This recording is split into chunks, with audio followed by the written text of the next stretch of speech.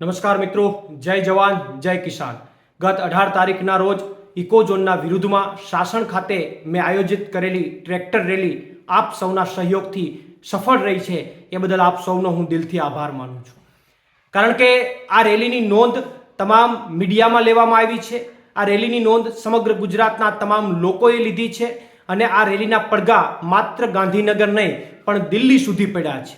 અને હું કદાચ કહું તો એ વાત ખોટી નહીં કહી શકાય કે સમગ્ર સૌરાષ્ટ્ર અને સમગ્ર ગીરના ઇતિહાસમાં આ ટ્રેક્ટર રેલી સૌથી મોટી અને વિશાળ ટ્રેક્ટર રેલી હશે।